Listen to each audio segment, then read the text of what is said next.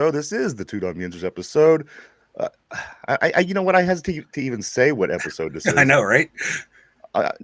Coincidentally, this is episode 666. I kid you not. This is 666. It didn't. It wasn't planned this way. Here we are, guys. New Year's Eve. This is episode 666. I do want to say welcome back. This is another special episode. We do have a special guest on today. Of course, it's not Mike. You'll see right below me right here is the former All-Pro, Pro Bowl linebacker for the Pittsburgh Steelers, Chad Brown. Chad Brown, everybody. Welcome, my friend. I like it. I was telling Chad before the show started how much of a big role that him and his teammates played. I was a senior in high school. I graduated in 96. You guys on January 28th of 1996 played a very big game down in Tempe, Arizona. Didn't work out the way that we wanted it to, but this was my team. People from the 70s before me told me how great the Steelers were. The Super Bowls were awesome, but this was my team. This is who I grew up with. This is the team that progressively got better every year and then landed in the Super Bowl. Big part of this team, of course, was this Blitzburgh defense. That was the name itself was coined by the gentleman you see right on your screen, Chad Brown.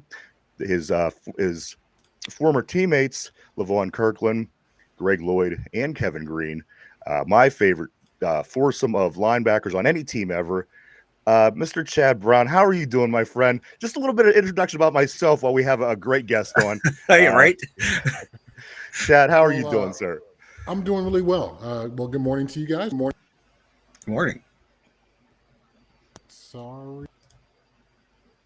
There we go. Now, sorry about that. That's okay. Thanks for having me on, Ryan and Mike. Good to meet you guys. Thank you. And Good to meet you. Yeah, it was an amazing time for me to be a Pittsburgh Steeler at that particular time. While it was a pivotal point in your life, it certainly was an amazing time for me.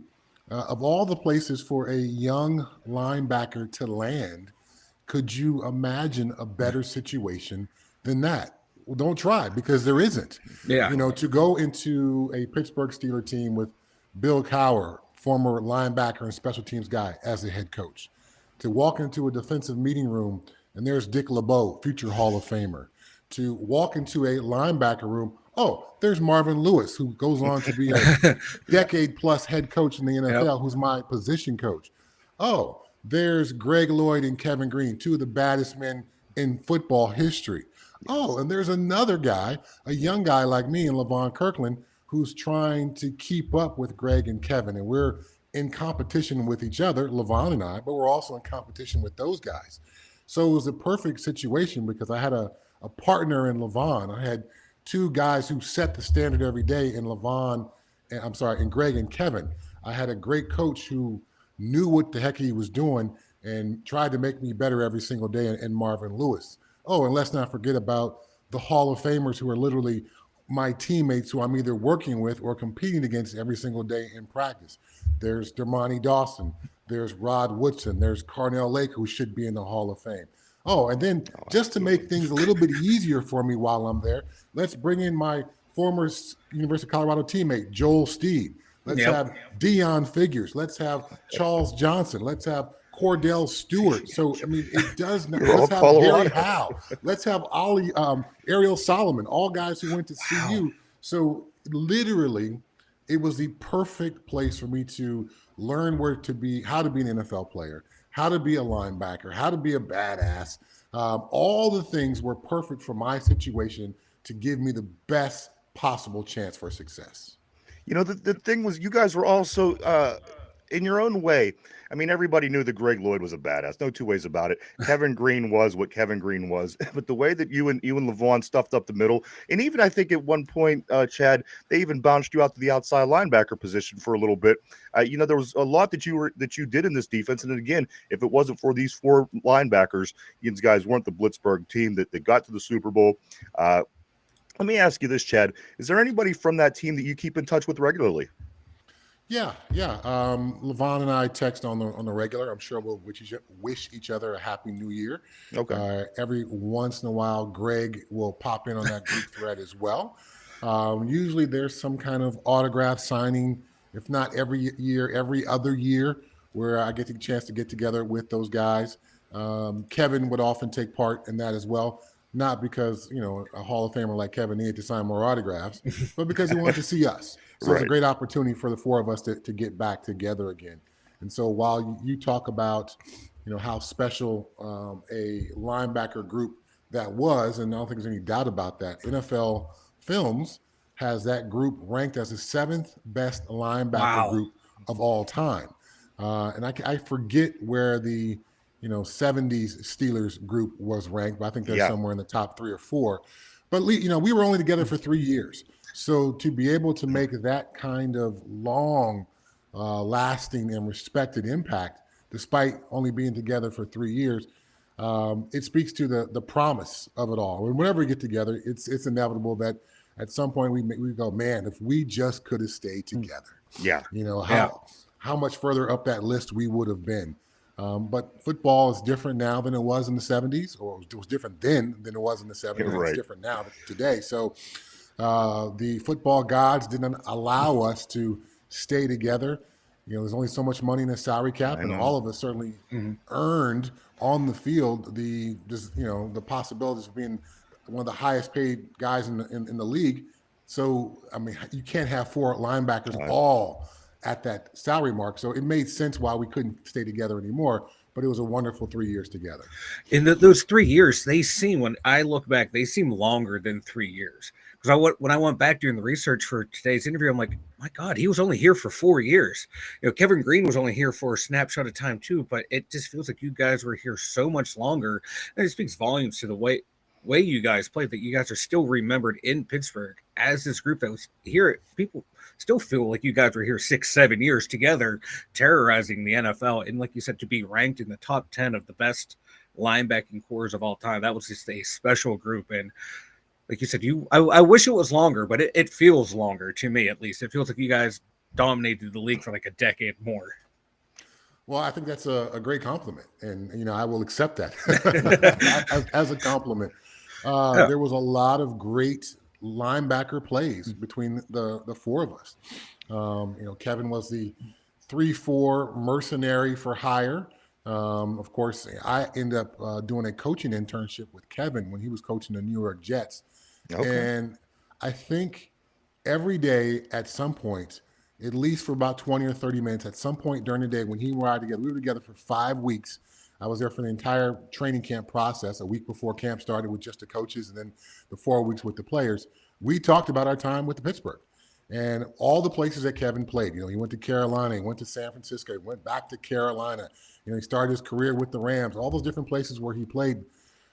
He said his time with Pittsburgh was the best. And that time together with Greg and Levon and myself and Marvin was the best time he had playing. So it's not just me making something up here, nostalgic about the past. All 4 of us would speak incredibly highly, and even Marvin Lewis would speak incredibly highly about that time together. So yes, it was a small snapshot of time, but because of what we were able to accomplish, some of the great games that we played as a team and as an organization, and some of the great individual plays that we made on the field, together or individually, it seems like a much longer period of time. It seems like Levon Kirkland, to me, is one of the most underrated linebackers in NFL history. I just think for his size and how he moved back in that era, to me, he was like a freak of nature. I always felt like his build, like he should have been like a D end or a D tackle or a guard, but he was flying around and you'd see him cover tight ends like it was nothing. Sometimes I remember him matching up against wide receivers somehow in zone, running stride for stride.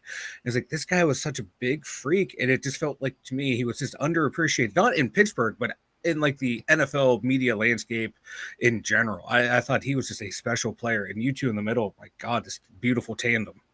And what I also like, Chad, not to cut you off, about this team and yourself and Levon and the other guys, the one thing that really I loved about this team was the fact that you guys, in that short period of time, again, with Coach Cowher and these other linebackers and the great players like Dermonti and Rod, as you mentioned, the way that you were able to every year gradually get a little bit closer to the main goal.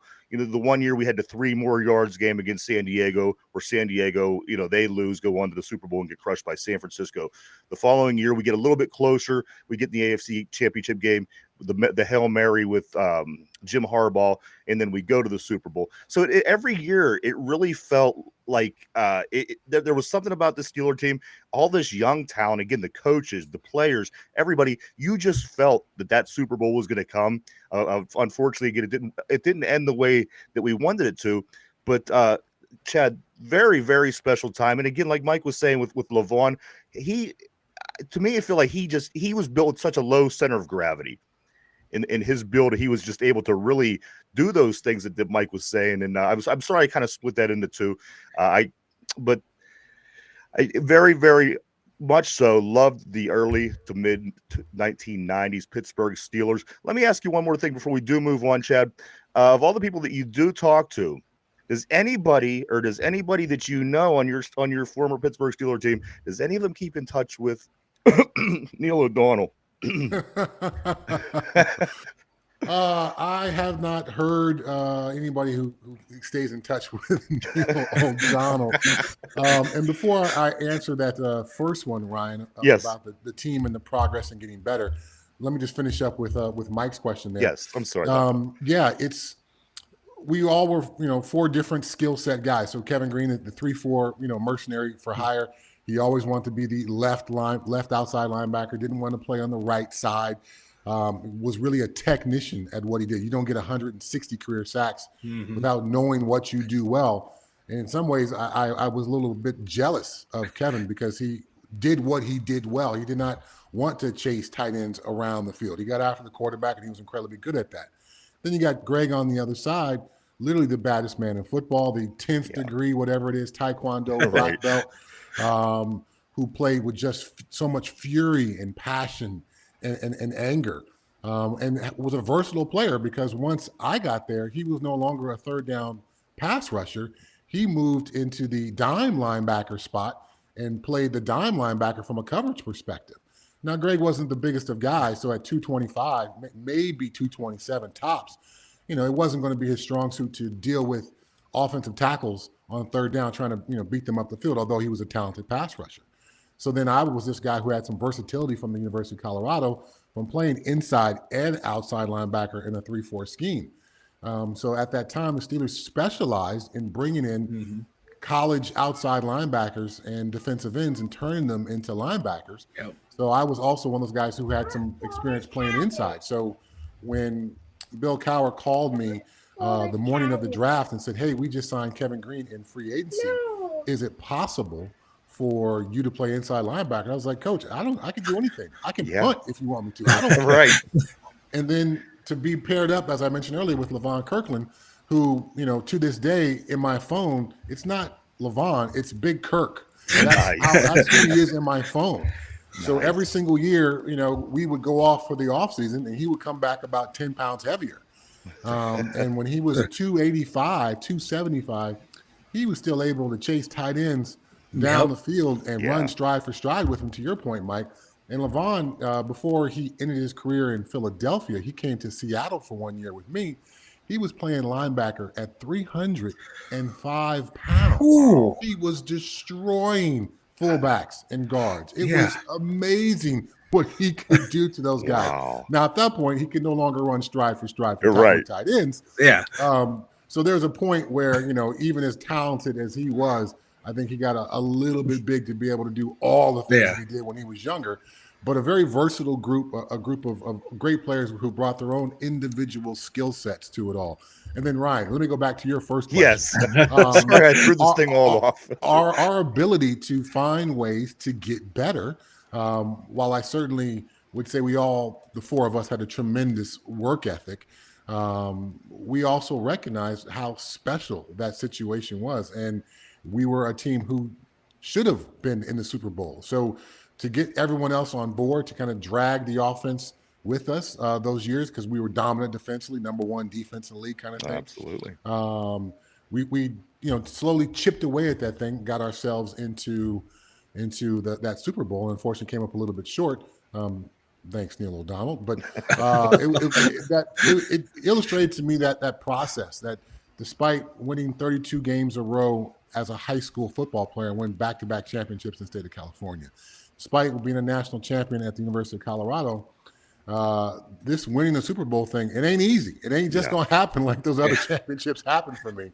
And I grinded and chipped away at that thing for 15 years, trying to hoist that Lombardi trophy. I'm just unfortunately unable to be on a team that won one. I played on two teams that were in the Super Bowl, just lost them both, unfortunately. Yeah, that's true. Yeah, Neil O'Donnell. Now that's kind of interesting going back to him, is because I know the way that we talk about Neil. I know the way that fans feel about Neil for the past 29 years, and it's funny to hear the guys that were actually out there on the field with him. Nope, I haven't heard from no. I mean, he might as well be on the side of a milk carton for all we know. But let bygones be bygones. And also one more question about the Colorado team. Was that the Eric Bieniemy? Was he on that squad as well, or was this a little bit off of that time when you guys were out of Colorado? No, Eric Bieniemy was our fiery leader as our running back. Yeah.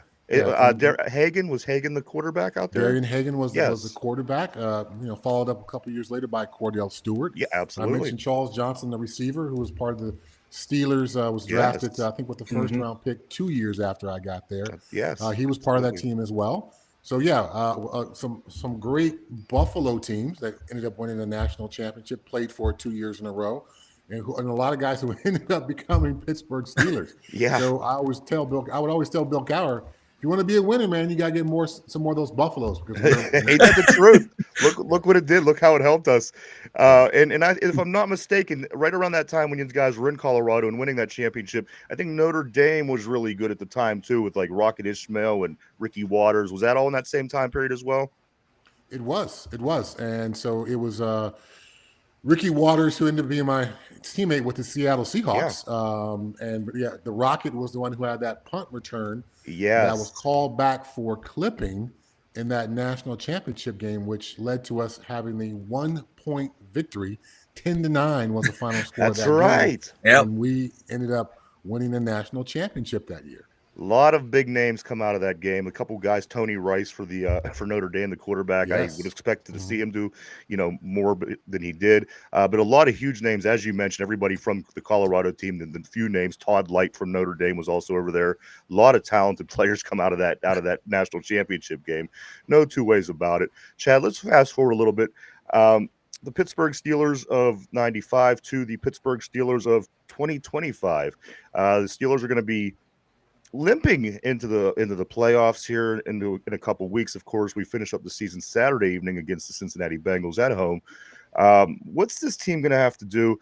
And maybe a little insight from you will be helpful, because the fans and a lot of people that we talk to, it's a lot of pessimism at this point after this stretch of games, and which is easy to do when you lose 3 straight. However, they were against 3 very, very upper echelon teams. I mean, there's really Kansas City, Baltimore, Philadelphia. I felt that we should have probably won one of those games, but at the end of the day, Chad, we lost roughly 90-40 by score in those 3 games. What can this Steeler team do with the personnel they have to change that around? I think we'll probably be able to build some confidence this weekend when we play Cincinnati. We played them very well last time. But once we get into the playoffs, once you get into the second round, maybe, say we beat a Houston, we have to face a Buffalo, we have to face a Kansas City. Is there anything that this team could do after what we've seen over the last 3 weeks to be able to advance and maybe make a decent run in the playoffs? And because I can't figure out what it would be. Chad, do you have any what would it take for this team to have a semi-successful playoff run? Well, I think when you look at those 3 games, when you watch and study the tape, as I'm sure Mike Tomlin has forced this team to do, and I'm sure he has as well, there is usually somewhere between 3 to 5 plays where a game turns. And so while the score may seem like, they ended up being 2 scores ahead or 3 scores ahead in the end, the game turned on a couple of plays. And when you start examining that, you can look and figure out what those plays were and where we went wrong. Was it a mental mistake? Was it a lack of situational understanding? Did we just get flat out beat on the field? Was it an MOBP, a missed opportunity for a big play? Was it one of those kinds of things? Because when you got guys like T.J. Watt and Highsmith getting after the quarterback, when you got Patrick Queen at the linebacker spot, when you got talented receiver core, when you got a quarterback who's been there and done it before, you have the pieces to be able to be successful, but you're not necessarily making those specific plays. For T.J. Watt, getting a sack on first and second down, that's awesome. We love it. Getting a sack on third down, getting that opposing team off the field and giving the ball back to your offense, that's the kind of plays we need you to make. So it's the plays are being made, but they're not being played at the right moment to change the game, to keep the game in our favor. So, yeah, it's an uphill climb. I don't think this Steeler team is quite there yet. Russell Wilson was in Denver, where I spent most of my time the last 2 years. And Russell Wilson left a lot to be desired. Now, he certainly has found ways to play better. Arthur Smith has dialed up an offense, which I think is more similar to what he played in Seattle. So there's a better Russell Wilson, but there's certain limitations for Russell Wilson at this point in his career. So I'm not sure if he's going to be the guy to lead this team to the promised land. But again, to try to have some success, I it's sad to say I don't think they're going to make a deep playoff run because some of these limitations. But I think to be a playoff team and win a game or two, that's certainly possible. And it would start with that kind of process that I talked about, really understanding that maybe we're not a great football team. Therefore, these mistakes that led to these 3 losses in a row, if we can clean up 8 of the 10 mistakes in these last 3 games, we're going to have a much better chance for success. We're going to have a much better chance of winning if we can just take care of those couple things. Yeah, that's how I felt too. I think they're like the Steelers are a good team, but not like that in that elite status. So like the 3 that they played, and when you're not at that level, you have to play clean football the way they were when they were going 10-3, when they handled Baltimore in the first matchup. They played clean football. The bounces went their way. In these last 3 games, anytime there was a fumble, the offense, if the defense forces a fumble, next thing you know, the offense, they have like 5 guys that get the ball back. We don't get that big swing the way we were getting early in the season. And that's what I noticed too. And I'm glad it wasn't just me being, a fanboy going, oh, if we just get to clean a couple things up, but they're a few players away. And like you said, Russ, I like what Russ is bringing to the team, but like you said, he's not the guy he was in Seattle when he was able to use his legs more to get out and hit the middle of the field by scrambling out. Now he's having trouble doing that now. Scrambling out, finding Freiermuth in the middle of the field, which I thought would be a huge part of the offense with Russ coming in. It just hasn't been there, and I think that's what's holding the offense back is not being able to use the middle of the field. When you have someone like Freiermuth and even like Calvin Austin, a couple of his touchdowns this year, hitting right up on the seam, that play has seemed to have gone out of the playbook the past couple of weeks. Russ is uncomfortable throwing in the middle of the field, and I think it's got something to do with his height and just being a lot of bodies in there, and he has a difficult time seeing them. He prefers to throw outside the numbers. His best ball is always going to be his moon ball, where he gives his receiver a chance to go up and get it. So there's just certain limitations which make things a bit difficult, particularly now for a guy who is closer towards the end than he is towards the beginning, and has lost some of his escapability in the pocket and his ability to go, schoolyard on you. So, yeah, there's just the facts of life as you get older as a football player, and that's starting to catch up with Russ. And so while he has certainly given his team a spark and given them a better performance under center than what they had last year with Kenny Pickett, I still think they are going to need to ultimately become a team that this defense could be. They're going to need a different player at quarterback to take the offense to where the defense is, kind of thing. So every year can't be a Super Bowl run year, unfortunately. But again, for Mike Tomlin to have another winning record, to keep the streak going, the amazing consistency that he has been able to orchestrate as the head coach of the Pittsburgh Steelers is absolutely off the charts. I know sometimes in Pittsburgh, when I'm on a podcast or a radio show out there, they go, oh, but the playoffs and the lack of recent playoff wins. And I go, do you have any idea how fortunate you are to Right. not have a losing season in 17 years or 18 years, whichever it is. Do you understand how awesome that is, and how many fan bases would gladly change places with you guys? So I understand the standard is different in Pittsburgh, and Right. I understand folks and their desire and their expectations for those kind of things. But man, that level of consistency, there's a don't get reason why that. it's discussed, because it is ridiculous. It's off the charts how good that is. It's like one game in Tomlin's career did not have a playoff implication. So that's Wow. the level of success that's off the charts. Yeah, you would like to have more playoff success, but like you said, only one team can win a Super Bowl every year. Yes. My next Absolutely. question, Chad, for you is, to me, it seems that now, this is a passing league. It's not the same as it was, certainly in the 70s, certainly in the 90s. And to me, it seems that you have to have that guy under center if you are going to be able to make a deep run into the playoffs. You don't see teams, outside of Buffalo being dominant. You don't see teams outside of Kansas City making that deep run. You don't see, even Lamar Jackson in Baltimore, what he's doing, in Philadelphia. Do you have to have that guy under center? Our guy being Ben Roethlisberger obviously would be the perfect example. Do you have to have your franchise guy to be successful in the NFL to the extent that Steeler fans would want, where you're winning some games in the playoffs, maybe getting to the Super Bowl, possibly winning the Super Bowl? Or is it possible to nowadays to make that Baltimore Trent Dilfer run, to make the Tampa Bay Brad Johnson run? Or do you need to have that guy? Do you need to have your guy under center in the league nowadays to be able to accomplish that? Because you figure it's been all Mahomes, it's been all Tom Brady. Has there really been anybody outside of that mold? Maybe Matthew Stafford, or was it? Yeah, Stafford won it out in LA. But besides for that, there's not really any teams that get it done without their guy. I think the issue with the defensive model and not having the guy is, I know quarterbacks obviously make the most and take up the most percentage of the salary cap, but if you want to go the defensive route with, say, the Ravens style, well, you got to pay Ray Lewis, you got to pay Ed Reed, you got to pay one of those big defensive tackles up front. So whether it was Saragusa or Sam Adams or all those, those other guys up front, they had Bullware. You got to pay him. Right. They had some good cornerbacks over that stretch of years as well. You got to pay those guys. So it's easier salary cap wise to pay one quarterback than it is to pay 6 or 7 defenders. Right. And so just to keep a defensive team together, let's go more recently to the Seattle Seahawks and the Legion of Boom. Absolutely. You had Michael Bennett and Cliff Averill up front. You had to pay those guys.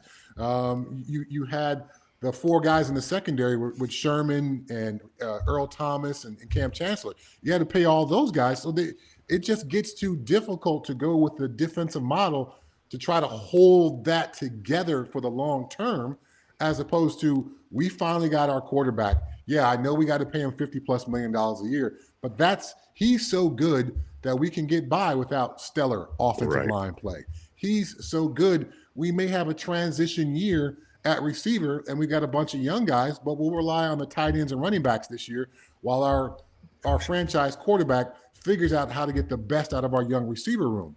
So you can rebuild and reload when you've got a franchise quarterback. You cannot do that when you go with the Seahawks or the Ravens model that we've been talking about. So that's the difficulties from a salary cap perspective.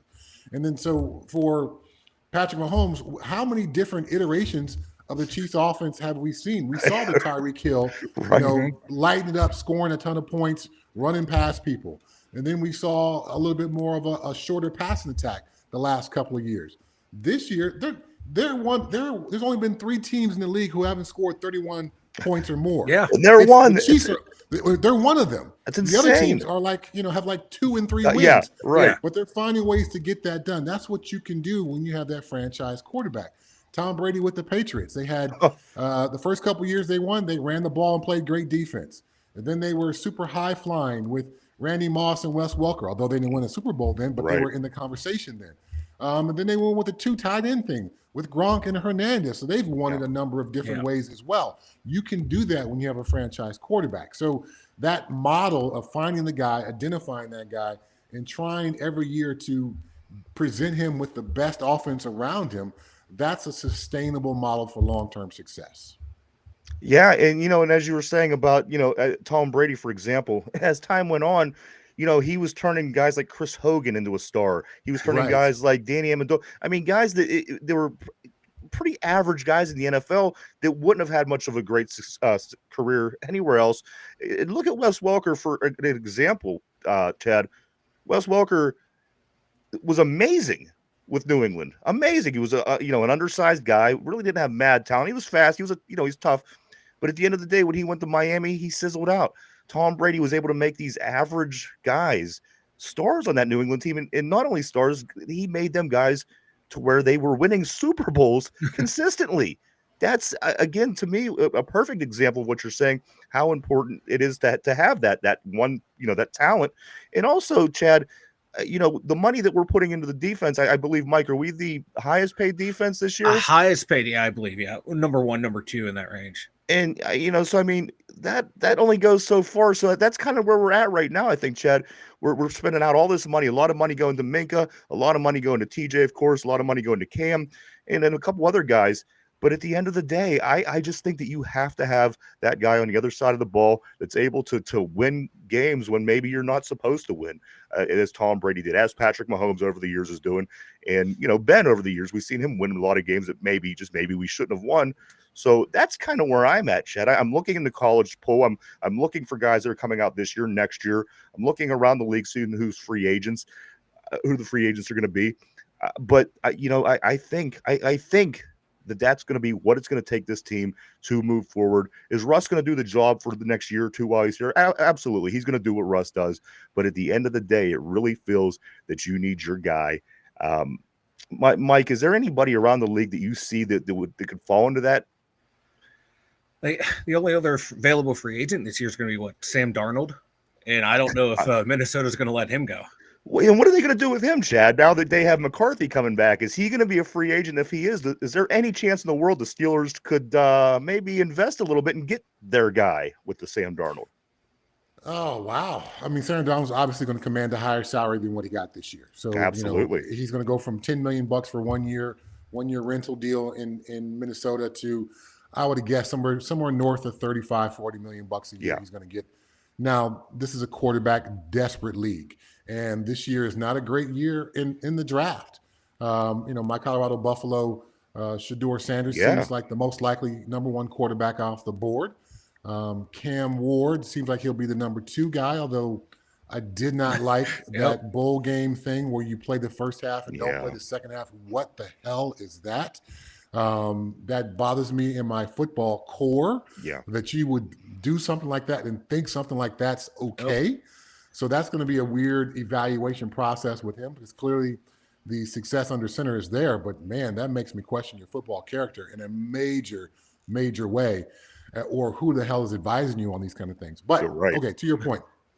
Yeah, if you want to be in the picture, as the Pittsburgh Steelers do, the playoff Super Bowl picture, we're just talking about that. While you've been able to get by this year with an incredibly cheap quarterback room, one of the least expensive quarterback rooms, in all of football, because let's face it, the Denver Broncos were paying, all but, $2 million bucks of Russell Wilson's salary.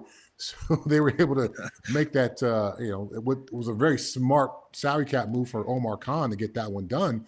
Man, it's not going to be that way next year. It's, if you want Sam Darnold, you're gonna have to pay for that, which means there's gonna have to be some maybe a subtraction or two defensively, or somebody's gonna have to take a salary cut or something like that, because there's not enough talented quarterbacks to go around. You don't want to dip your toe into the Kirk Cousins pool. You don't want to go down that road. A guy who melts in prime time and can't get it done long term. Yeah. You don't want to go the Jameis Winston route. Good enough to put up some yards, but good enough to get you beat damn near every week because he throws interceptions. So the options for the Steelers to move forward at the quarterback position are really very few. And the probably the best option is one that's going to cost you money. So, if you're Omar Khan, have you prepared for this? Have you looked around the league and put your salary cap in a position where you can be aggressive here? Or you're going to have to go down the Russell Wilson, Justin Fields route, hoping Justin Fields improves and hoping somehow Russell Wilson can hold on to what he's got left, which seems to be a little bit less every game. Do you? Uh, yeah, no, absolutely. Yeah. How do you like the new aggressive offseason style of Omar Khan? Obviously, something in Pittsburgh that's been a little bit more conservative, obviously over the years. Building the team from the draft. How do you like this new aggressive style in the front office? No two ways about it. He's pulling in Patrick Queen. He's pulling in Deshaun Elliott. He's pulling in, constantly moving. And I like that. Is again, as a lifelong Steeler fan at 46 years old, I dig it because it's something new to me. And it's like, okay, well, this wasn't working for so many years. Maybe this will work. Maybe that's where I'm at with it. It's just a new thing to me. Do you think the aggressiveness by Omar Khan, Chad, is a good thing for this team, or do you have a different thought on that? No, I think it's a good thing. I don't think you necessarily need to be super aggressive every single year, but the situation dictated itself where you had to do that. So when you are building a football team, your first obligation is to win your division. So when you look at your position groups and you start ranking the 4 teams in your division, typically you want to be on top of those position groups from a skill set standpoint amongst the teams in your division. So you also have to recognize the realities of the situation, that how are we going to beat Baltimore at the quarterback position? Probably can't do that. How are we going to beat Cincinnati at the quarterback position? Probably can't do that. So then we've got to be better at these other positions than these other teams in our division, because if you want to guarantee yourself a playoff spot, you got to win your division. I know there's now 7 playoff teams per conference, so you can always get a wild card. But when you're constructing your team, that's kind of the process that you're going through. When you're building your groups, we have to be better than Baltimore here at the defensive line. We've got to be better than Cincinnati in the secondary. If we're going to deal with the receivers from Cincinnati plus Gesicki, the tight end, what do we have in the safety and cornerback room where we can run with those guys? So that's your first process. So I like the aggressiveness because this roster needed some of that to be able to keep pace with these teams in the division. And I frankly think they're going to need another year similar to that to keep pace, because the Bengals, while it's been a rough year for them, they're making an incredible playoff charge. And they're not going to be stumbling out the gates next year as they were this year. So they're going to be running in this division. Clearly, Baltimore, they've got Lamar, they've got talent. They're going to be a continued thorn in the Steelers side in this division. So, and the Browns aren't going to just stay pat. They're going to try to figure out what their quarterback situation looks like. They got Deshaun to take a pay cut. So they're going to try to build a team around him, apparently. So you've got to keep pace with teams in your division if you want to be a perennial playoff team, a perennial winning team like the Steelers have been. So to answer your question in a very long-winded fashion, I like what Omar's doing. Okay. I just want to say, guys, I have seen a couple questions popping up on the board. Do throw some good questions up, guys. We will ask Chad before he does take off. We're not going to keep him too much longer, but I've seen questions about snakes and other things like this. So do keep your questions coming. We will ask Chad to get his answer right here on the show. But I got a couple more questions for you, Chad. Did the right person win? And I think you're a good person to ask. Did the right person win the Heisman Trophy this year? Absolutely. Ashton Jeanty, the running back from Boise State, put together an all-time running back season. And there's been a lot of guys who have had 2,000 yards. And when you really look at the college football 2,000-yard rushers, it's probably way more than you would have thought. I did some research on that this year. But the consistency with which he's been able to do that, the role which he played on his team for them to now be in the college football playoff, there's no denying what he put together. But for Travis Hunter to do what he did, to be the absolute unicorn that he has been, and it was more than just, he played a lot of snaps on both sides of the ball, which is amazing to do anyway, to play that many snaps. But Pro Football Focus, they do a great job grading all the NFL and college players. I've actually been out to their facility, seen the process in which they've done it, which they do the grading. It's a really well thought through process. And while it was made fun of a couple of years ago, I think they've really honed in that process. I say all that to say, of all the defensive players in the country this last year, Travis Hunter was the 5th highest graded defensive player. not cornerback, not secondary guy, the 5th highest graded defensive player in all the country. Okay. On the other side of the ball, he was the 3rd highest graded offensive player, not wide receiver, offensive player. Yeah. So it's more than just you played a lot of snaps. It's more than just, oh, it was Coach Prime, therefore he got a lot of attention, and it was all the glitz and glam surrounding the Buffaloes program. When you are a top 5 player at 2 different positions and been able to do what he did from a game-changing plays standpoint, from a spectacular plays standpoint, I mean, literally, we've never seen anything like that. Right. And so it's not my looking through black and gold glasses saying he should get that. It's because what he did was that unique and that special. Let me ask you this now. Speaking of looking through the black and gold glasses, speaking of Colorado, speaking of the other gentleman that you named earlier, Sanders. Now he goes to the pros. Is Deion going to be? Now here's the thing: you faced Deion, you played Deion, you played him in the Super Bowl. Is Deion going to be a pain in the ass when his son gets in the NFL, or is he going to continue to, just do his coaching thing in Colorado? But you know as well as I do, Deion has potential to be a pain in the ass, and that's the thing that I think people, especially here in Pittsburgh, that are just kind of fed up with Deion. Are we going to see more and more him on our TV, or is he going to kind of just do his thing and let his boy do his thing? Well, I mean, I think the TV, social media, streaming, podcast thing, that's never going to go away. That's part of the brand for Deion and for the University of Colorado at this point. That's how they attract all these transfers. It's how they get the, number 2 quarterback in the entire country to become a Colorado Buffalo. And so while that necessarily wouldn't be for you, Ryan, or for me, that's not how I rolled.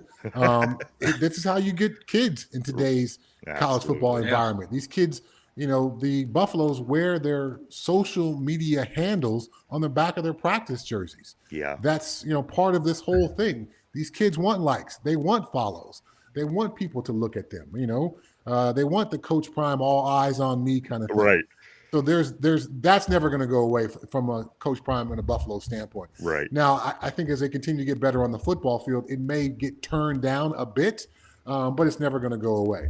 But to answer your question, if, wherever Shador goes, I think Coach Prime is going to be part of the conversation. But at the same time, from a college coaching standpoint, there has yet to be, outside of Colorado State, where Coach Prime and the coach at Colorado State got into a back and forth because, there was a bit of a backhanded remark about Coach Prime's mom because, the coach from Colorado State said, my mom taught me to take my hat and sunglasses off when I go inside. Right. And so outside of that one interaction where Coach Prime was like, hey, man, you talking about my mom, that's out of bounds. Coach Prime has been incredibly complimentary of every single coach in every pregame press conference and every postgame press conference. So from now that he's in the coaching fraternity, it's hard to imagine that he would go to a podcast or go to social media and say how awful his son is being used and how much that coach sucks because he's not using his son right. I think there's more honor and respect for the coaching fraternity from Coach Prime, which he has shown now for 2 years as the head coach of the Colorado Buffaloes, for him to go that route.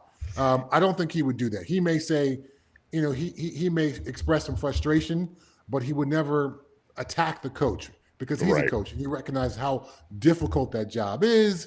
And, all that goes into it, he's got too much respect for it. So it's a weird dichotomy with this Coach Prime thing. Yes, you will have to deal with some of it. Right. Again, I don't think he would ever go out of bounds because he has too much respect for the game, the coaches, and all that they put into it. And I do want to say this, I just want to make myself clear, as being a lifelong football fan, I do respect Deion. There's no two ways about it. He was on a team that beat my Steelers in the Super Bowl. He then went to the Baltimore Ravens. So, I mean, there's those things in his career that always make me, have that feeling toward him. But at the end of the day, everything that he's been able to do on the field and so far on the sidelines, nothing but respect for him. No two ways about that. I just want to make that very clear. Chad, it seems like one of the questions moving forward here, and then we'll get into how we think that the Steelers are gonna do this weekend against Cincinnati. But first, from the board, I see Jen asks, she wants to know, do you still have the snakes, Chad? And I think I know the answer to this, but we know that you love snakes. We know that you had all those snakes back when you played here. You still you're into the snakes, aren't you? Yes. So, I built a reptile breeding business called Pro Exotics Reptiles. And I Okay. sold reptiles all over the world, and for a while produced several thousand babies every single year. Wow, that's It was awesome. at the cutting edge of reptile breeding, and introduced some species that maybe were really rare, and introduced them to the hobby. Pioneer the breeding recipe, so to speak, for several species, and made them very popular within the hobby. But I had a fire about 10, 12 years ago, Oh. and I lost most of my breeding collection in that Oh. fire. So, I had literally, thousands of adult breeding reptiles, snakes and lizards and all that. So right now I've got a small collection, which still I'm sure would shock people, of 25 animals. I Okay. don't, and most of those animals are farmed out to friends of mine. Okay. I was on a trip to Indonesia where we discovered a new species of scrub python. Oh, wow. And so I've got a friend of mine who works with scrub pythons and was one of the best in the world at reproducing those. So my scrub pythons, they're housed with him. I've got a friend of mine who's got my green tree pythons. They're housed with him. I got another friend who's got another project of mine. So right now, my personal collection that I'm taking care of every single day when I'm in Denver, I've got Fernando, who is the world's oldest and world's largest beaded lizard. Beaded lizards are the Gila monsters, larger Mexican cousins. Wow. So Fernando was caught in the wild in 1968 as a young adult male. So I'm 54 years old. I was born in 1970. Okay. So that puts Fernando probably pretty close to 60 years old. So every day that he lives, he sets a new longevity record. He's going strong, showing no signs of slowing down. So that's a very special animal in my collection. Amazing. And then I've got some baby rhino rat snakes. Back in the late 90s, I popularized that species, produced them at a very high level, sold them all over the world. I found somebody who had some of my original bloodlines 20 years later. I bought those babies, raised them up, and now the last 2 years I produced baby rhino rat snakes from my original bloodline that came from China 20 years ago. So those are the only animals I currently have in my very small collection. But like I said, I've got a bunch of animals that I've farmed out to folks. That's awesome. Jen on the board who did have the question, she said, Chad, I'm sorry about the fire. Do you recall the sign that hung up at Three River Stadium of you, and it had, I believe maybe the snake around your neck? It became a pretty popular picture in Pittsburgh back in the early to mid 90s.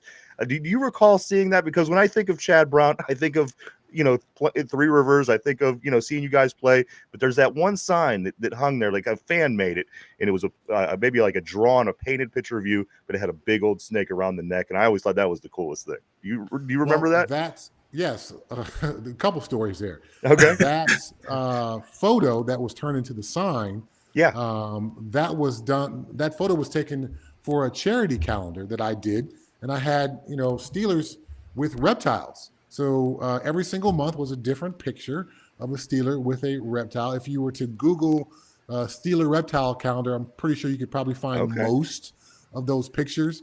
We did it at the conservatory there in downtown Pittsburgh.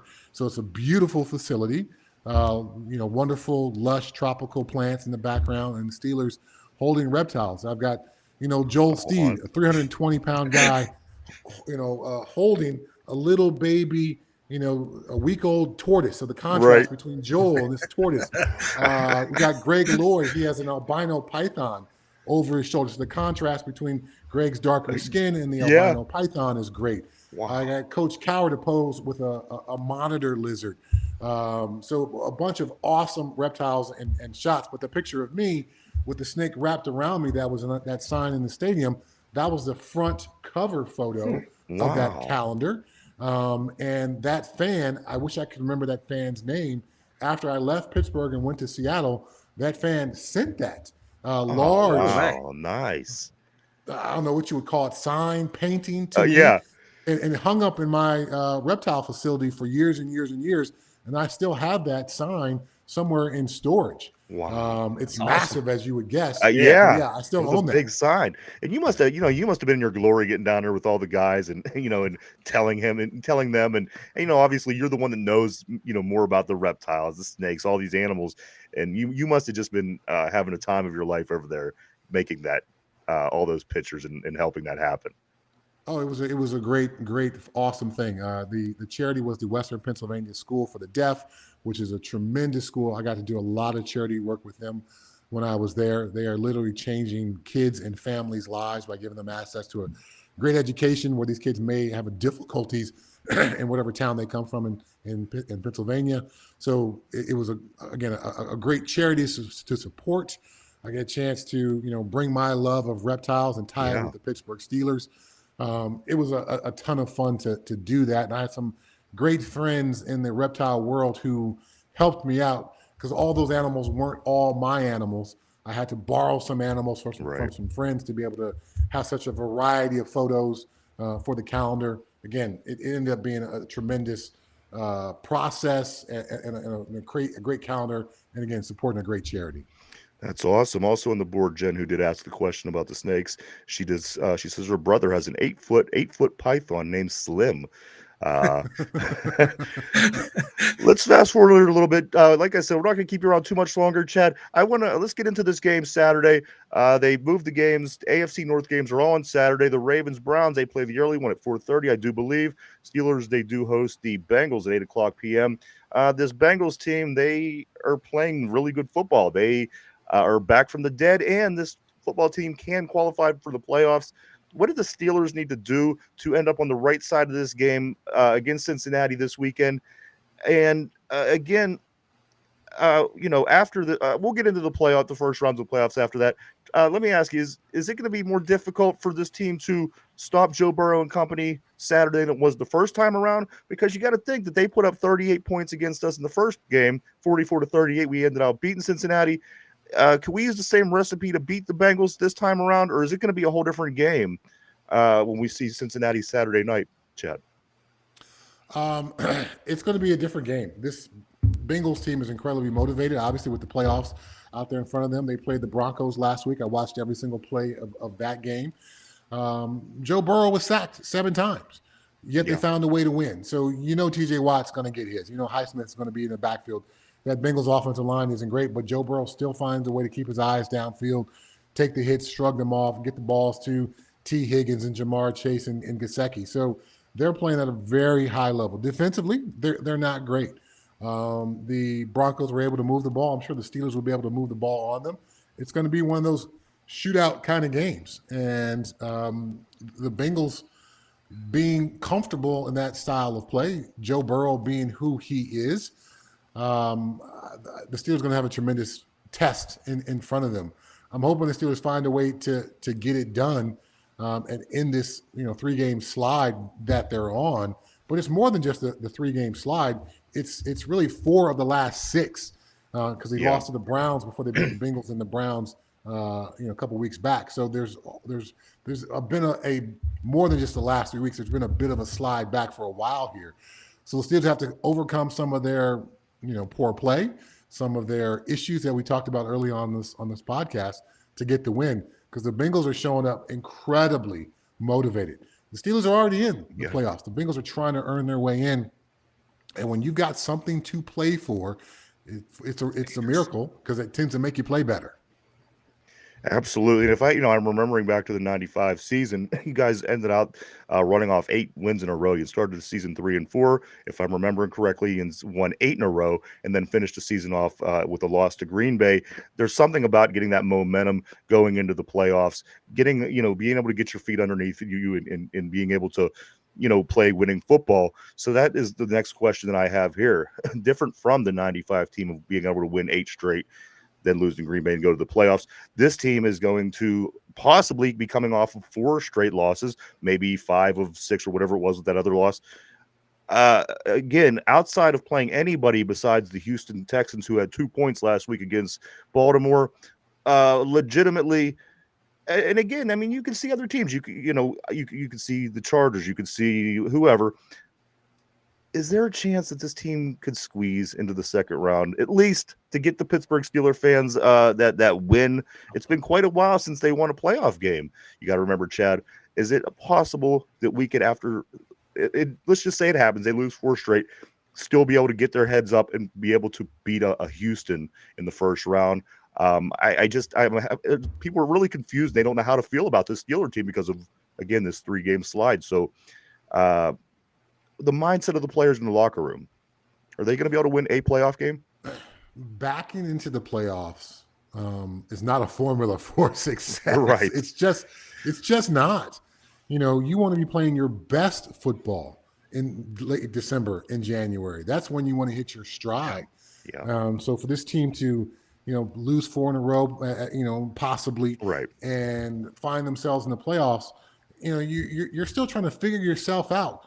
In the playoffs, you want to watch the tape and be dissecting your opponent and breaking them down, and not be focusing inward about what do we need to do better, what do we need to do to get things right. You need to be focused on them. What do we want to take away from them? Right. So just the mindset difference is doesn't lend itself to success, because the Steelers are trying to figure themselves out as Right. opposed to figure their opponent out. So it's certainly possible. All things can happen. Right. And I would love for, Steeler fans and Mike Tomlin at least to get a playoff win and start some momentum there, because if you want to make a deep playoff run, typically the year before, you got to knock on the door. Yes. So maybe this year they get a chance to get that first round win, knock on the door, create some momentum going into next year, create some confidence, get that playoff win, kind of taken care of, and make a deep run next year.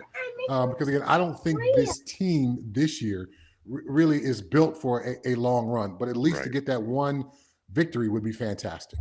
Absolutely. You know what? It makes the city a lot of money. All small businesses, everybody certainly Yep. benefits from a winning football team. Well, we're getting ready to wrap things up here. I do want to mention Phil the Steel on the board. Phil the Steel is one of our regulars on the board. He said, "Hey, Blitzburgh Steeler, boom." That's been his thing throughout the course of the show. Boom has been his kind of his coin phrase. I noticed he has been making comments like, "Oh, I guess that they're not going to be answering questions," things like this. So I did want to say that Phil the Steel from Texas, a big Steeler fan who is on the show pretty regularly, he did say, "Hey, Blitzburgh Steeler, boom." And that's right here is where Blitzburgh came from, everybody. It came from the 3-4 linebackers of that 1995. You guys were, I believe they even coined the 60-minute men that season, because Bill Cowher, he found a way to motivate, and it was playing the 60 minutes. And I know that played a role with that team. But one last question, and then we will let you go, Chad.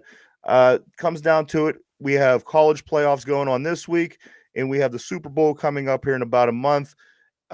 When we're sitting in mid-February, we look back, we're going to talk about this team is the champions in college football, and this team is the champions in pros. Who's your picks this year for the championship teams in both of those leagues, Chad? And then we will let you get rolling here. Who is your national championship in college football, and who is your Super Bowl champion? If we're talking back mid-February, looking back at everything, who gets it done? I'm that weird football person who roots for the champion. Okay.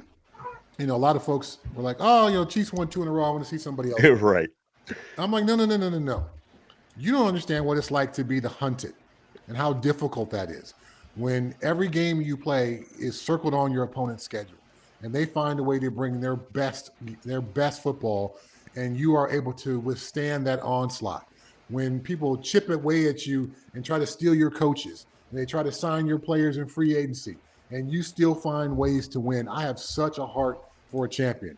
And I would love to see the Chiefs get 3 in a row. So maybe it's more of a heart-based pick more than anything else for the Chiefs. Obviously, the AFC playoff picture, there's great quarterbacks, Lamar with the Ravens and Josh Allen with the Bills. So, I mean, it's just an onslaught just to get through the AFC side of things, much less win the Super Bowl. And then on the other side, the Eagles are playing incredible football. Another team from the state of Pennsylvania, they're getting it done on the NFC side. So there's lots of possibilities. but I'm going to say the Chiefs just because I love to see a champion find a way to repeat because I know how difficult that is. And as far as the college football playoffs, man, I don't know. I did 17 college football games this year for Compass Media, broadcasting those games on radio. So I got a chance to see most of these teams. Okay. And no one is a super complete team.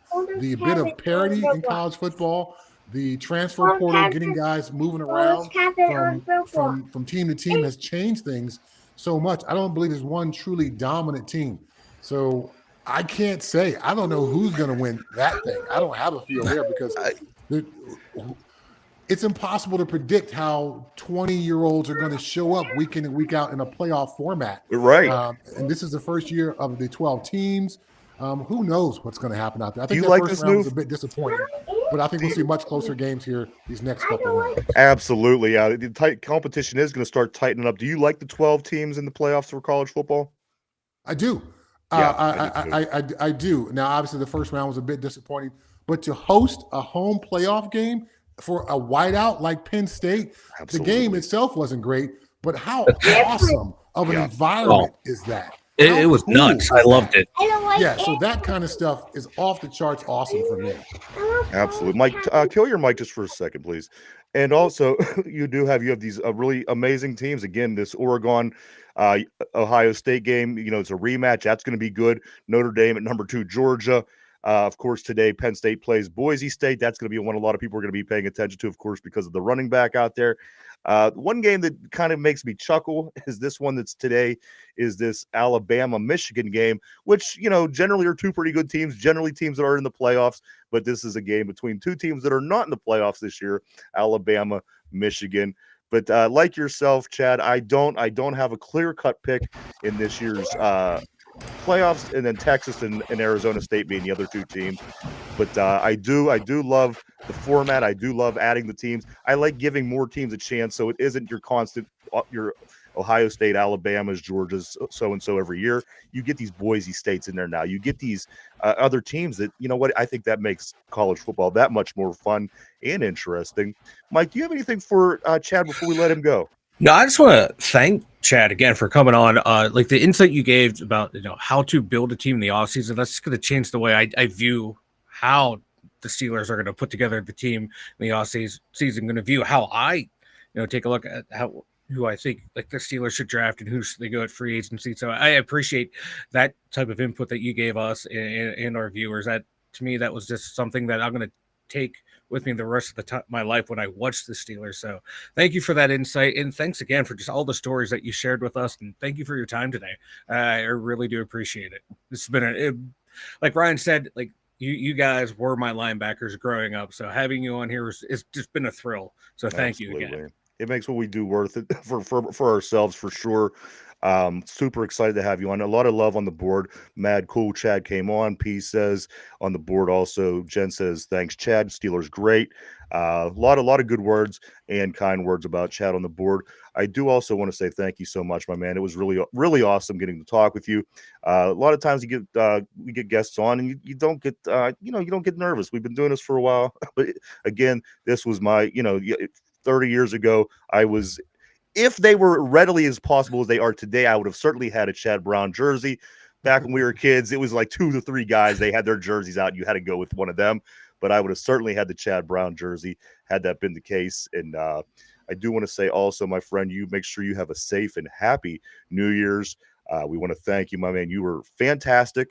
If there's anything that you ever need from us in the future, don't hesitate to get a hold of us. And as I said, my man, have a safe and happy New Year. And for you, your family, and your animals alike, hopefully everybody has a great New Year, my friend. Well, thanks for having me on, guys. I certainly appreciate it. Always fun to talk Steeler football, whether we're talking about the past or where the Steelers are now. So, again, I appreciate you having me on and listening to all my stories. They were fantastic. And like I said, I think I'm going to go online and get my 94 jersey now since the Foot Locker only carried 2 guys back in the day, which was disappointing. But my man, thank you so much, Chad. Super talking to you, my friend. Super meeting you. And again, I hope you and everybody in your life has an amazing New Year. Thanks, guys. Take it easy. Thank you so much. We'll see you, Chad. All right, Mike. There we go. We had Chad Woo. Brown, everybody. Great interview. You know what? That was, I don't want to say my favorite because every time there's a Steeler on or any guest, I think Yeah. that, it's a really great time on our show. And I take a lot of pride and it's very exciting. So, Chad, thank him so much. Really great he came on. Oh, yeah. Last week, Chucky Jacoby on Christmas Eve. This week, Chad Brown on New Year's Eve. Mike, I just want to touch on a couple things. I'm not going to keep going too long today. Let's get into the Steelers. Joey Porter's expected to return for Yeah. Saturday's game. Huge. Is that huge against this Cincinnati offense with the receivers they have, Mike? Is it? Oh, yeah. We need to have Joey Porter back. Oh, yeah. We need him back. We saw how the secondary was played after he went out. It wasn't that good. And I think Porter needs to play too because his play started to slip, these past handful of weeks as well before he was injured. So he needs to get back out there, shake that rust off and get back to the way he was playing at midseason. I think this whole team needs to get back to the way they were playing at midseason. I think that's when we peaked, is when we played against the Baltimore. Staying with the Steelers, Mike Boz talks about Boswell being the MVP this year for this Pittsburgh Steelers team. Do you agree with this, or is this something you will debate and say, you know what, he's a kicker? Oh, this person did that. Mike, a lot of speculation right now. The rumors in the Steeler locker room that Boz will be the MVP of this team. He should be the team MVP. We don't win a couple games without him. Like one game, he scored like all of our points in two of them. So yeah, without Boz, this team has a couple more losses. Mike, Jalen Warren and Corey Trice both in limited practice this week. Yeah. I think we would be fine if we would go and play without them if they were limited. And but you know what? It looks like they should be okay. Yeah. It's nice to have all hands on deck again. As Chad Brown said, you don't want to stumble backwards into the playoffs. No. It's never a good recipe. So Corey Trice and Jalen Warren, Mike, if they don't play again, you kind of at this point you want all hands on deck. You want everybody ready to go. You're going to battle. Corey Trice, Jalen Warren, is it big that they played for you? Yeah, it's big because Trice he needs more playing time, and Jalen Warren, he's been becoming the number one running back right now. So I want him out there. He's playing. I think he's going to play. I think right now they're just going to hold him out first couple practices. All right. Also, let me get into, let's see, Steelers, NFL, college football today. College football starts today. The playoffs, a lot of games, not just the playoffs, guys. The Penn State Nittany Lions. This game is at 7:30 tonight. They take on the Boise State team. Boise State's ranked number 9, Penn State number 4. That game is at 7:30 tomorrow. Number 3 Texas plays number 12 Arizona State at 1:00. The midday game is between Ohio State and Oregon. Should be a great game. Another rematch. This will be the second time these two teams played. Ohio State fell short the first time on a dumb play by the quarterback, if I'm remembering right. Oregon, Ohio State, 5:00, and then the late game tomorrow is between number 5 Notre Dame and number 2 Georgia. Should be another great one, as the rest of them. That game is at 8:45 tomorrow. A lot of college football, these college football playoffs. This is fun, and again, for anybody that cares, Alabama and Michigan, they do face off today. Matter of fact, they just kicked off. So Alabama and Michigan, neither one of them are playoff teams, but I know a lot of people do like these teams. Last night in the NFL, the Detroit Lions, they came back to beat the San Francisco 49ers. I thought the 49ers had this one. Lions come back. They win 40-34. And finally, the Pittsburgh Penguins, they're back in action tonight. This team will be hosting the Detroit Red Wings. That game starts at 7:00. And, Mike, I do have to announce one more thing here before we get ready to start wrapping the show up for today. The picks for the week. Derpy won again. I demand a recount. You could have the recount, and a matter Derpy of fact, cheated somehow. You and Finch had the same exact. Okay, I found it. Derpy has 14 wins. He only won 14. He only lost 2. You and Finch both had 12 wins. Oh, wow. You and Finch both had 12. Derpy had 14. And if it would have came down to the tiebreaker, Derpy was only 3 points less. 39. Yeah. Yeah, 39 was the tiebreaker. The 29-10 score. Derpy was the closest. So not only did he win if it came down to a tiebreaker, Mike, he would have also got it on that. So I got to give it to the little guy. You know, even not using his strategy, he was able to get it done. I tell you what, though, like all three of us, when it comes to picking winners and losers, like we win a whole hell of a lot more than we lose when we go to pick these games on just straight head-to-head matchups. It's almost like we know what we're talking about. If I had to take these guys onto a competition, I would feel semi-confident because you know, again, a lot of people do know you know, on this show these guys nail the picks a lot. And the thing is also, Mike, is you know, with as I said, you and Finch only missed 3 games, I think. 3 or 4 got Derpy only lost 2 games. So he lost again, 2, we lost 4. That's very effective. My God, yeah, the panel is here on the show. Yeah, my God, man.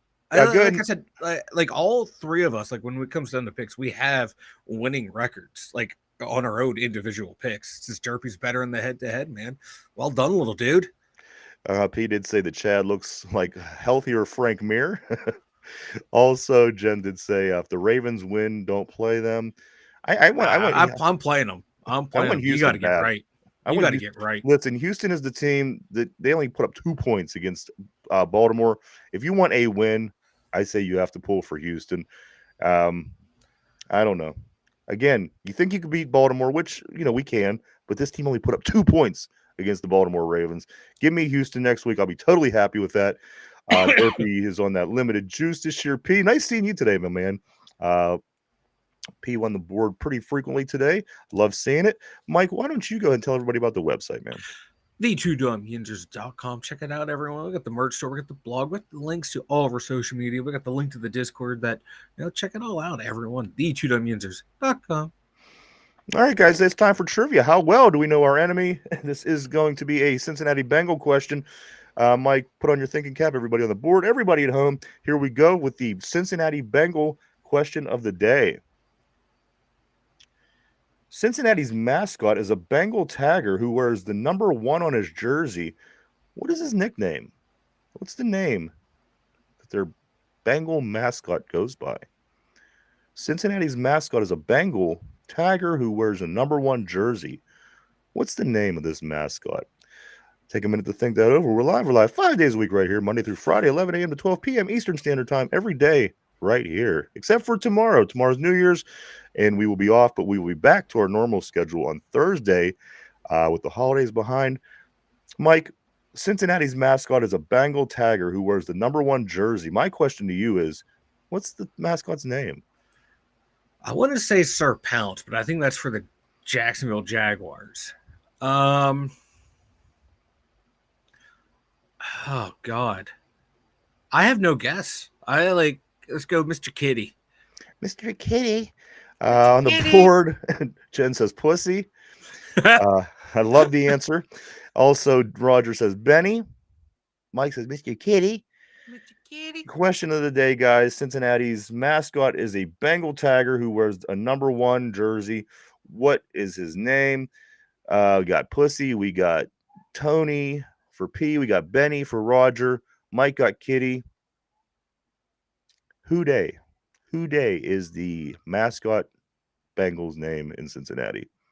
Like their little phrase, Houday. Mm-hmm. That is also the name of the Bengals. So there you have it. As stupid as it is, that be the fact and the answer of the day.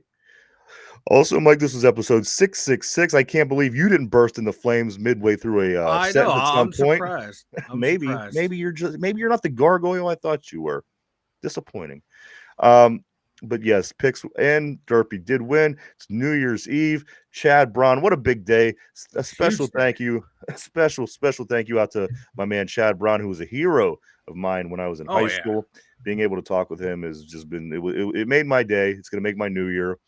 And as I said, everybody, make sure you stay extra safe, man.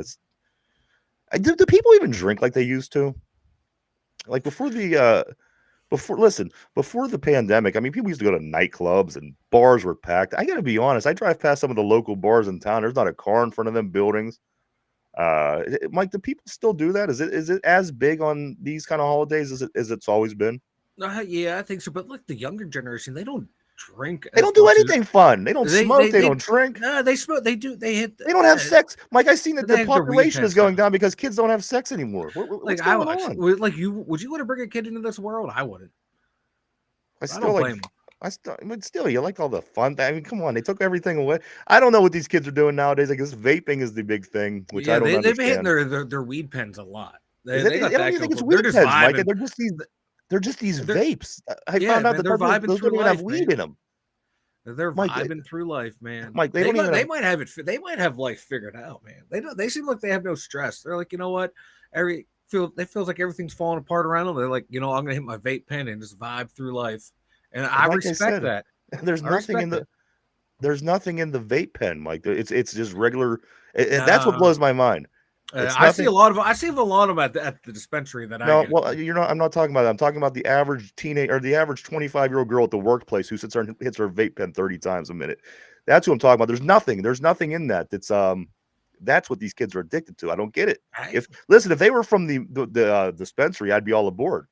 It's only at least they're not doing whippets like kids our age used to do back in the day. Oh, I don't, bro. Yeah, they might be a little more self-adjusted than us. The kids that eat the Tide Pods.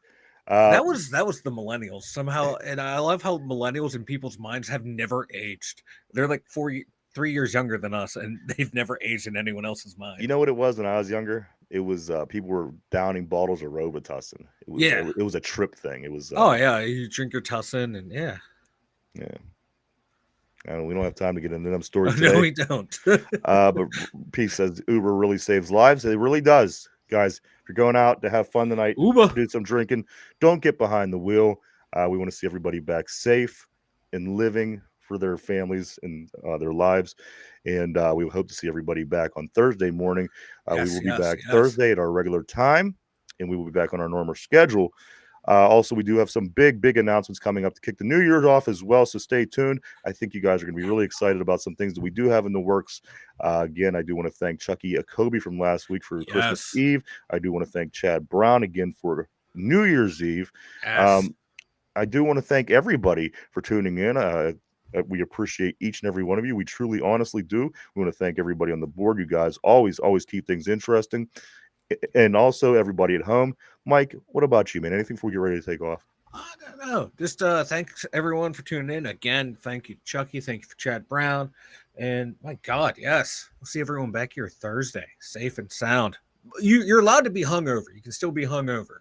Better come here alive. I'm sure Mike will be, so no worries there. I gotta go back to work, so I'll be sober. I'll be sober when next time you see me. Also, P says you couldn't get a taxi in the 90s if you could get That's what it's like here now, P.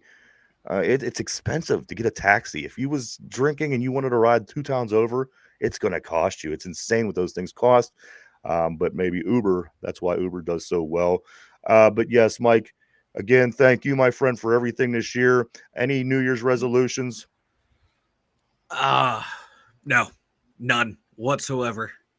Yeah. I'm going to keep being me, baby. Yeah.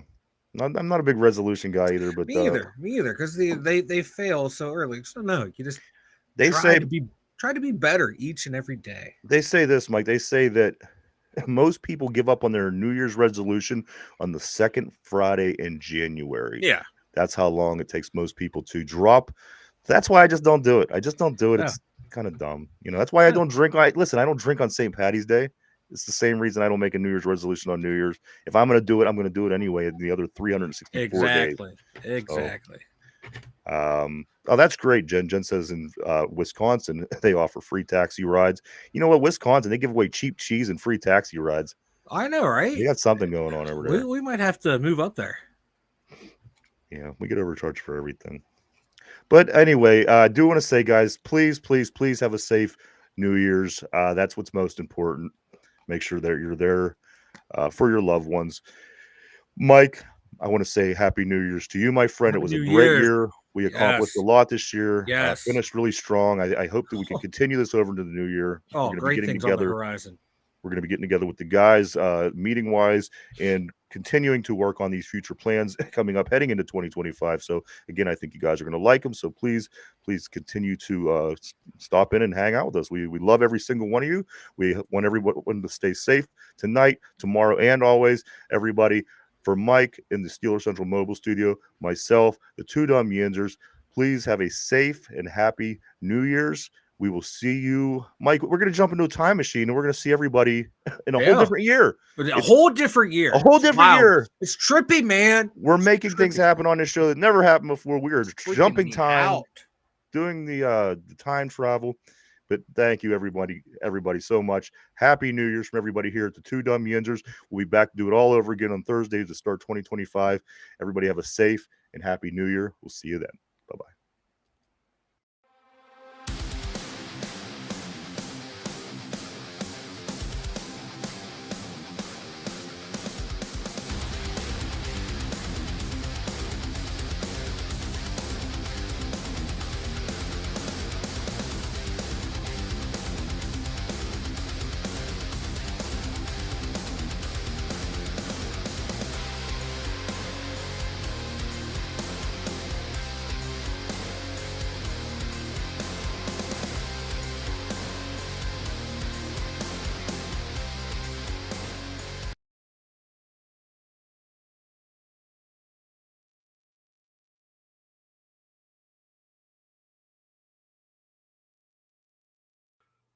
Ugh.